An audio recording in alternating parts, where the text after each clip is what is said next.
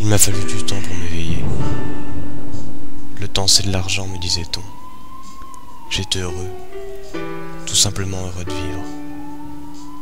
Content de tous ces objets que j'acquérais au fur et à mesure du temps, que j'entassais dans une pièce et dont je perdais l'utilité. Et puis d'un coup, j'ai percuté un mur. Au milieu des graviers, j'ai pris connaissance. C'est une chute qui m'a fait prendre conscience des choses. Alors j'ai décidé d'ouvrir les yeux pour la première fois, d'essayer de réfléchir au monde qui m'entoure. C'est comme si une nouvelle image se créait, d'une pureté exceptionnelle. Tout ce que j'avais autour de moi, tout avait changé. Plus de vêtements sur moi, juste un panneau humain, publicitaire. Plus de rues animées, simplement une succession d'individus qui se rendent dans un lieu sans jeter un regard sur les reclus de la société qui font l'aumône.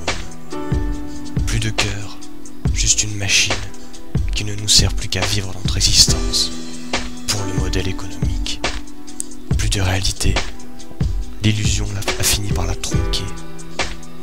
Tout se paie, c'est ce que j'ai compris. Même la mort, société étranglée, étouffée par ce collier économique qu'on lui a mis. Plus de temps consacré à la pensée, c'est inutile. Juste un écran, un son, une parole qui nous conforte dans notre déshumanisation. Tout n'est que distraction. La pensée est jetée aux ordures. Telle est sa place aujourd'hui. Les rêves sont sans intérêt, repliés sur l'individualisme chronique de chacun.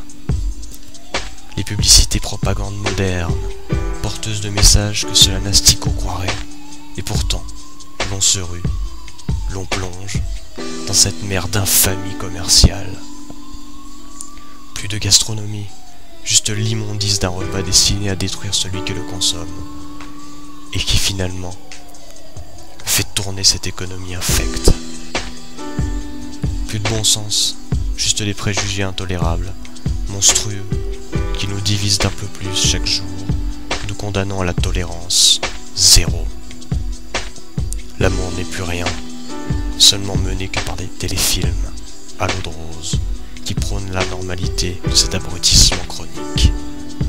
Et l'on transfère ce mode de vie aux générations du futur, tel un câble peut amener des informations à l'ordinateur. Insupportable balai des banquiers qui coule au notre dernier soupçon d'humanité. Sommes-nous encore vivants? C'est la question que je me pose. Sommes-nous encore capables de changer les choses? Allons-nous rester inertes, à continuer de nous empoisonner, à continuer d'obéir aveuglément à quelques personnes qui ont pensé un jour que des billets verts pouvaient leur permettre de contrôler cette l'existence de 6 milliards de personnes sur cette terre? Apparemment, cela fonctionne. Moi, je vais simplement continuer ma route, à penser, à essayer de transmettre aux autres, pourquoi pas, un brin de vérité, dans cette désillusion qui m'emporte chaque jour, c'est tréfonds. J'aimerais, aujourd'hui, que nous arrivions à être vrais seulement un instant, à oublier tout ce qui est autour de nous, tout ce qu'on essaie de nous mettre dans le crâne, à réfléchir seulement aux événements qui nous entourent, et à pourquoi ces événements sont là, pourquoi ils se produisent, en quel intérêt.